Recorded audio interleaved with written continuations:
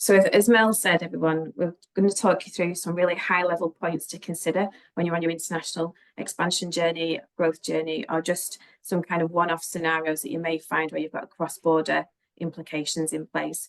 We're going to do that with try and illustrate it and bring it to life with a case study for you. We can talk you through high-level corporate tax and the global mobility. And when we say global mobility, that's employment taxes, international employment taxes, anything to do with that people element.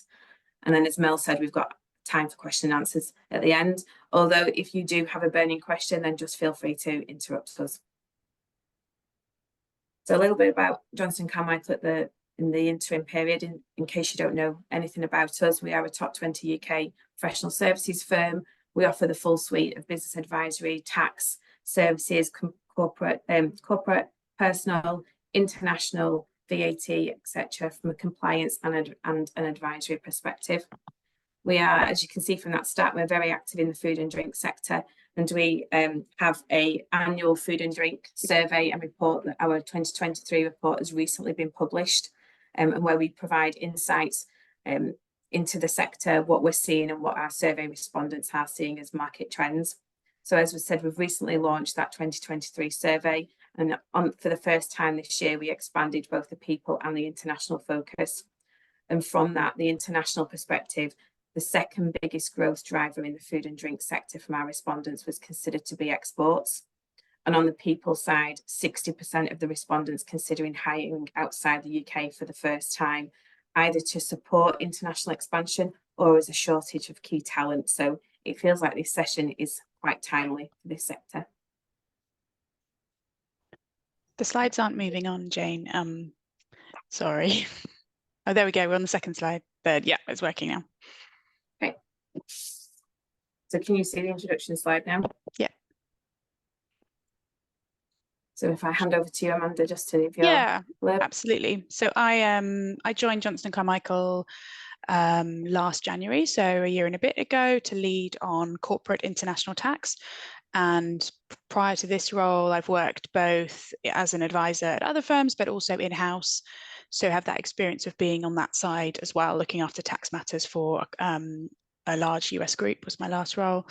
And I focus on the corporate tax side here. So anything to do with the company itself, any subsidiaries or any branches that the company has or set up. And I work very closely with Jane, who works on the people side.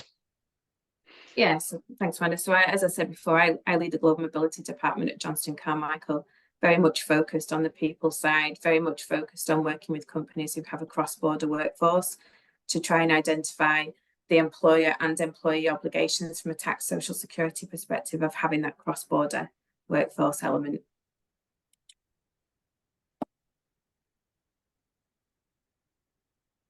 So please tell me those slides are moving. Yep.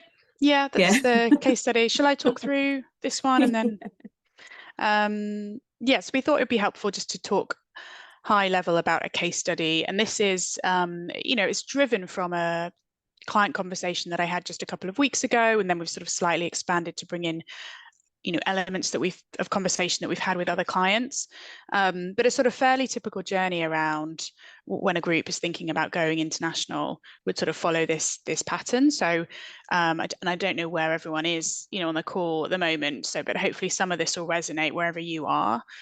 So initially, we have UK groups focusing on the UK market, growing and expanding within the UK. And when that's going very well, naturally, groups that want to expand start to look internationally. And commonly a first sort of step will be going to a trade show. So, maybe with the support of FDEA. So Anuga last year was a very big one in Germany. A lot of groups went to, or Gulfood was just a few weeks ago. I don't know if anyone was there. So visiting a trade show or several trade shows might be some of the first steps. And I guess we can, we'll come on to cover sort of the tax considerations at each of these steps, but you might want to start by thinking, okay, attending trade shows and traveling a bit. Once you start doing that, are there any tax considerations, even at that point, that you need to be thinking about when you've got people traveling around? So we can, that's where you need to start. It's good to, think about tax even from that point. And then assuming that goes well, so you're at a trade show, you meet people, you start to build those connections and get an opportunity for your product to be sold internationally. Now, the question that I had a couple of weeks ago from a food and drink client that makes a sort of snack bar type product, they had found a customer in Europe, but they wanted to engage with an EU entity, so they didn't want the contract to be with a UK company. Now, this doesn't always happen, and there may be lots of reasons why a customer comes to you and says that, but it does happen sometimes within the EU. Now that the UK is not in the EU, and so that question that client was talking to me about was, okay, well, what are the options here? How can we really want to work with this customer? We don't have an EU entity at the moment. What might we do, and what might the tax implications and the other costs be associated with that? So you might sort of get to that stage, and I would say that happens with the EU. It can happen with the US or other places, like the Middle East, for example. You might need a local entity to try to win some of the contracts. I think it really can depend. So you might come across this in other parts of the world as well. But assuming that goes well, so let's say you're focusing on Europe and your product's selling well and you're busy in Europe, you might then decide, well, actually, I really want to focus on this.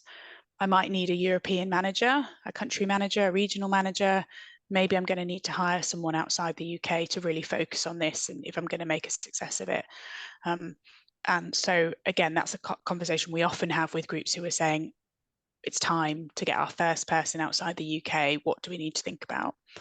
So that's a sort of, as I say, kind of common journey. And then on the next slide, Jane, will you kick off with sort of how we would approach that when we have these conversations with clients?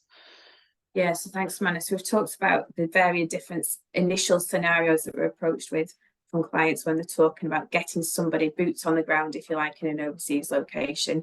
And we tend to call those international remote workers. And the reason for that is that those individuals in the first instance will potentially be in a jurisdiction outside of the jurisdiction where the employing entity is. So say you're a UK-based employer, you need somebody in an EU state like Amanda's just referenced, and you don't have an entity out there, you've got no other presence out there, and therefore you just send a UK employee out to an EU state for your first forage into international expansion.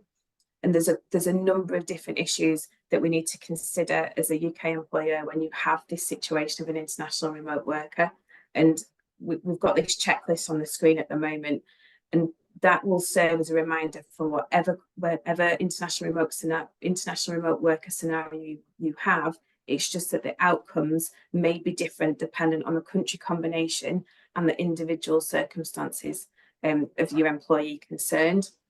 But it really serves as that, just as a checkpoint, as a reminder for you when you're in such a situation.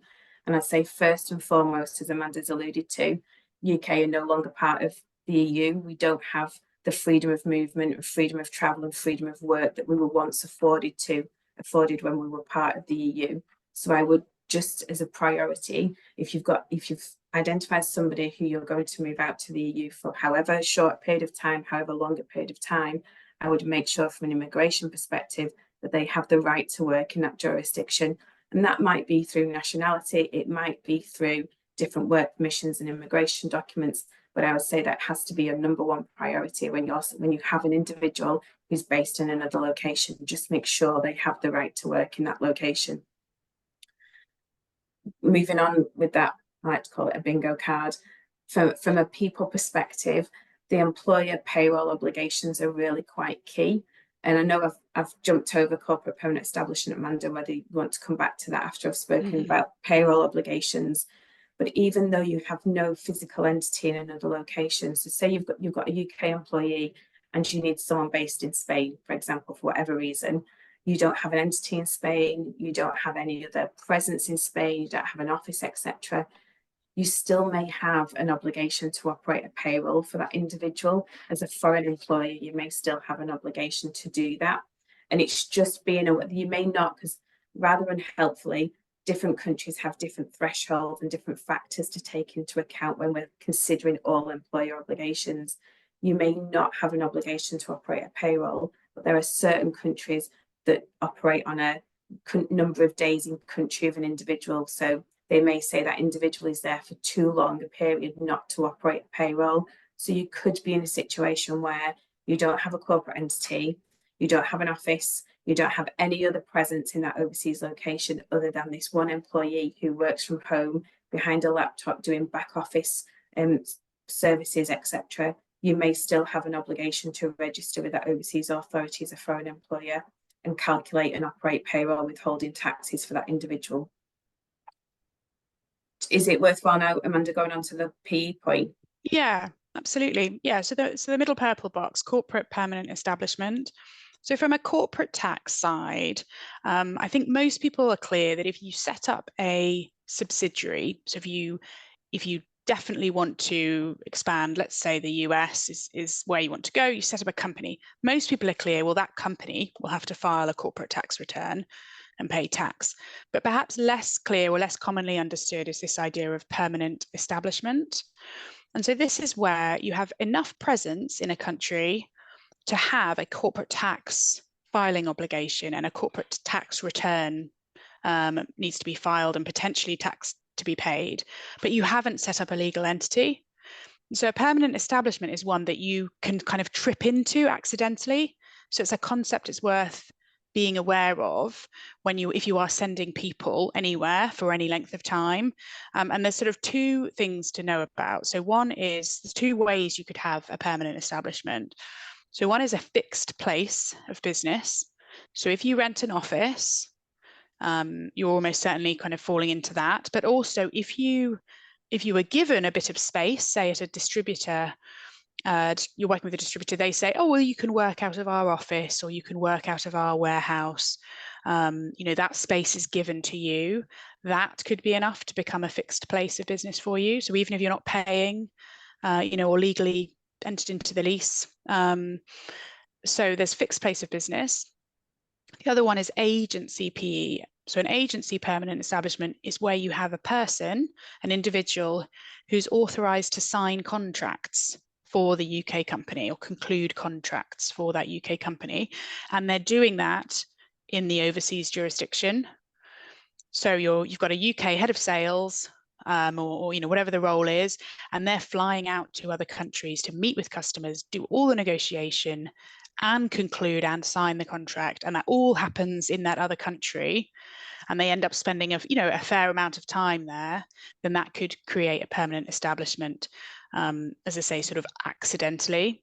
So I think if you're sending people, where possible, you still want to keep the authorization, the conclusion of contracts in the UK. And with sort of a lot of this happening online now, maybe through DocuSign or an online portal, it should be easier to kind of manage that. So someone can, obviously you want to have face-to-face meetings, but if you can think about the actual, whoever's authorizing, concluding, if that can happen not in that other country and that can remain in the UK, I think that's a helpful sort of thing to have in mind. And as I say, the risk, what you're trying to avoid, or the risk you're trying to be aware of, is you might have to file a tax return in another country, and some of the profit attached to that contract might be taxable over there, and then could potentially be taxable in the UK as well. And you don't want to get into that situation of double tax. So it's a good idea to seek tax advice early, I'd say, around that, if you're unsure as to whether you might be in that situation.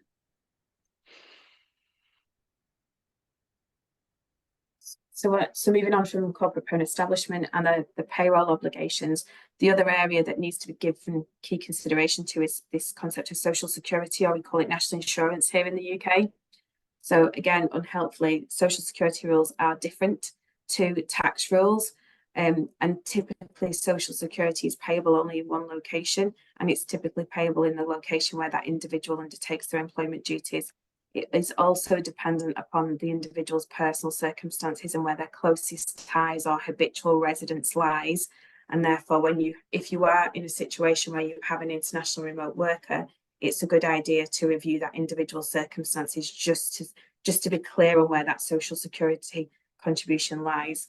And when you find out the location where it's due, so more often than not, in circumstances of international remote workers, you may be a UK employer, you have someone living and working in Spain, that's where you've sent them. Typically, Social Security, you would expect, if everything falls into place, is the contributions are payable in Spain, but at the employer and employee level. So it's how you facilitate those payments to the Spanish tax authorities when you don't have an entity over in that location. And there are different methods for different countries, as I'm sure you're probably getting the theme that's coming through. So you may find yourself where you've no corporate entity, you've no payroll withholding taxes, but you may have to register to operate a payroll for Social Security purposes only, and therefore you may still need to go through some kind of reporting or registration requirement with the overseas authorities as a foreign employer to make sure you can calculate and pay across that Social Security contribution in the overseas location.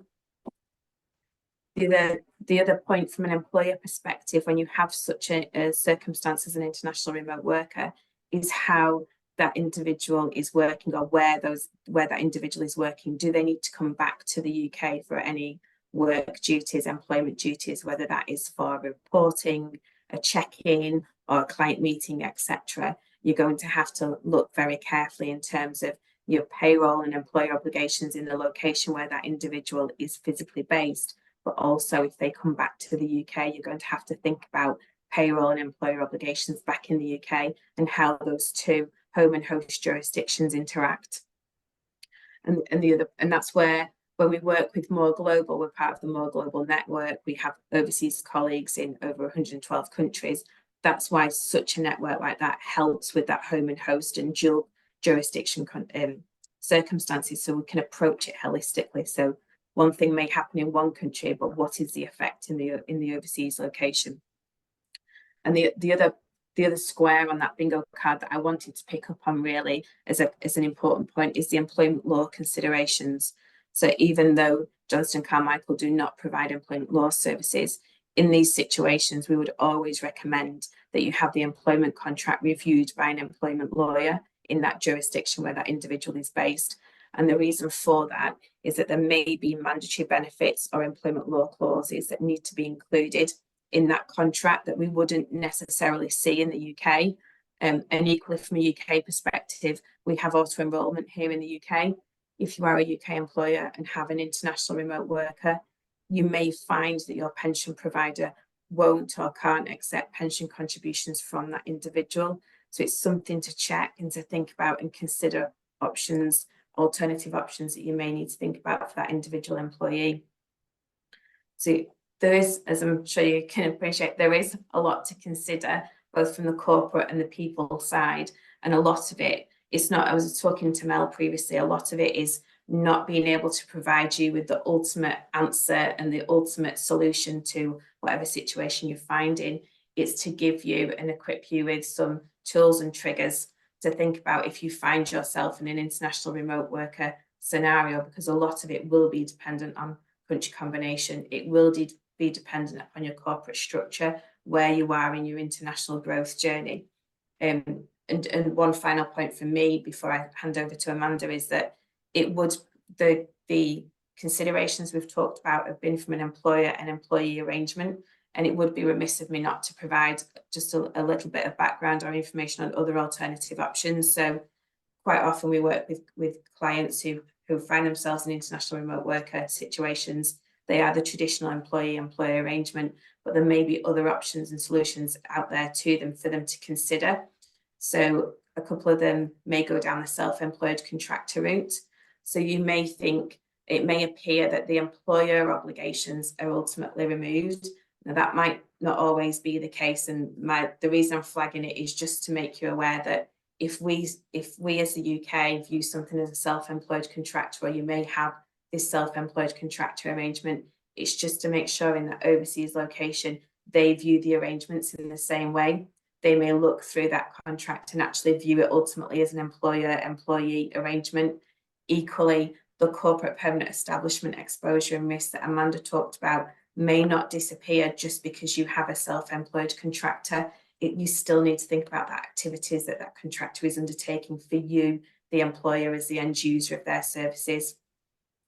And one other option that we see in more and more, given the change in the working environment that we're seeing, particularly post-pandemic, is the concept of employer of record companies. You may have come across these or the concept previously, but really that is a vehicle by which you can be legally employed by. So the employer of record legally employs your remote worker in the overseas location. It can be really useful where you don't have an entity in that location, and the burden, you've just seen the risks and exposures that you need to consider. That can be quite time consuming, admin heavy, cost heavy, etc. So the employer of record can be used to legally employ your worker overseas in that international remote worker. In the first instance, they take away that employer obligation from the payroll, the social security, the employment contract, the immigration. But equally, like the self-employed contractor, you won't always remove the risk of that corporate permanent establishment, because again, as the end user, you need to review and determine and consider what activities that individual is undertaking for you in the overseas location to see if you still have that corporate permanent establishment risk. What I would say about our employer records, they're seen as a great solution, as a short-term fix, where you're just starting out your overseas journey before you figure out whether you're going to create an entity in that overseas location. So I don't know, Amanda, whether you've got anything to add on the employer of record solution from a corporate perspective. Yeah, exactly. The employer of record, I mean, as you say, Jane, with both employer of record and the sort of self-contract, the contractor route, it's all about the actual substance of activities. What is that person doing? If they still have authority to conclude contracts for the UK company, and they are on the ground signing contracts, winning big customers, earning revenue for the company, then it still feels like the same substance as if they were an employee. And so that permanent establishment risk is still there. So moving from that, I guess, to what's on the slide here was just, again, that kind of overview of considerations, and that employer of record bit probably comes in the middle, where you're saying, okay, we do want to expand, we want something, but we're not kind of going all in yet, and that's where you might consider that employer of record. And as it says, tax advice required. I think that middle bit, when you're just taking those first steps, is a really good time to just have a conversation with someone around tax, whether that's someone internal or external, and just make sure everyone's aligned with what that person is doing, what is that local presence, and what tax might it attract. I guess the sort of export-import bit, the red box, much lower corporate tax risk there. If you're doing everything from the UK, but really there, think about your VAT and your customs, import, export duties, and so on, that's going to be more where you need to focus your attention. And then moving through the stages, once you get to the point of committing to a jurisdiction, you want something, then you might want to consider, shall I set up a subsidiary? Shall I register a branch? You can have a permanent establishment or a branch. You can choose to do that. You can choose to go down that route, and that often works for a lot of companies. But it's better if it's a choice rather than an accidental, we didn't realize, but suddenly we have to file tax returns. And if you do that, there's that other note there, profit allocation. So more of a longer term consideration. But overall, you need to think, if you've got a subsidiary or a branch somewhere else, how do I allocate the right amount of profit to that? And that's something that you'll need to think about in a process around, so that the tax authority in that other country feels comfortable that they're getting the right amount of tax from what is now a multinational company or group. I want to allow time for questions, so I don't know if any have come in, Mel, on the chat, or if anyone just wants to, if anyone has any questions they want to jump in with now. Yeah, nothing on the chat. So yeah, if you have got any questions, then please just unmute yourself and pop your camera on. Now's your chance to ask anything burning that you might have about tax and tax-related matters. I think everyone's looking quite quiet. So yeah, just one from us. I think with a lot of the export managers, you know, that we work with, lots of them spend significant amounts of time outside the UK, but are still working for the UK registered business. I think it was really interesting that you said that everything, you know, those contracts should be signed and sealed in the UK rather than face to face. And I think, is that sort of a practice that you think people are aware of that they should be doing, or?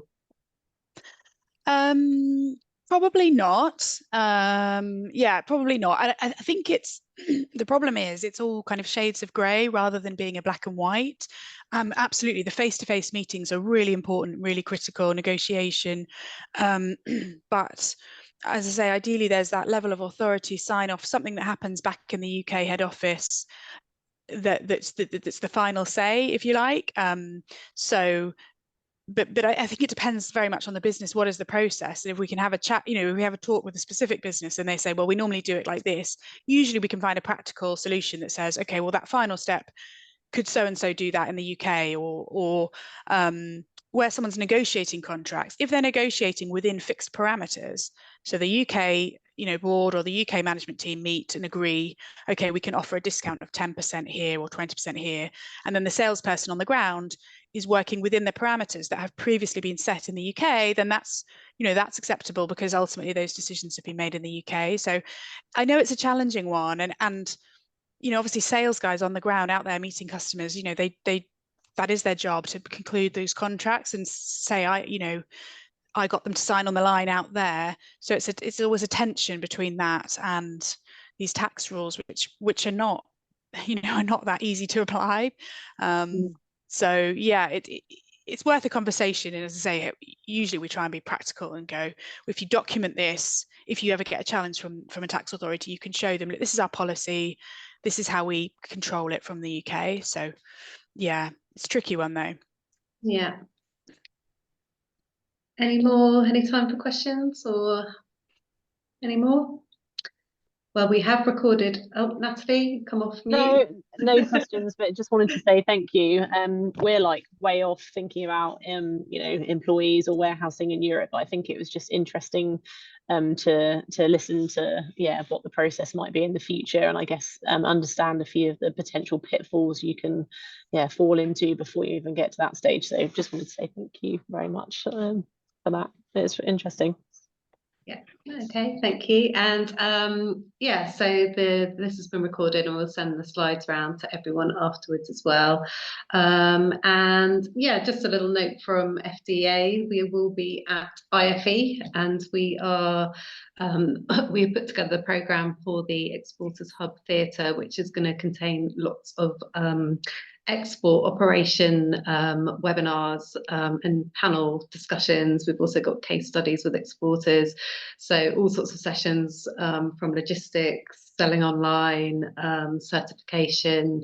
So do check that out at IFE. And if you are attending the show, please do come and see us at our IFE member social, which will be in the Exporters Hub Theatre on Tuesday at, I think it's 5 o'clock, but we will be sending out another reminder to members to come and join us then. But yes, thank you very much for joining us, Amanda and Jane, and for your insightful presentations. And like I said, I'll send around the recording, and hope everybody has a lovely day. Thank you. Thanks everyone. Bye. Bye.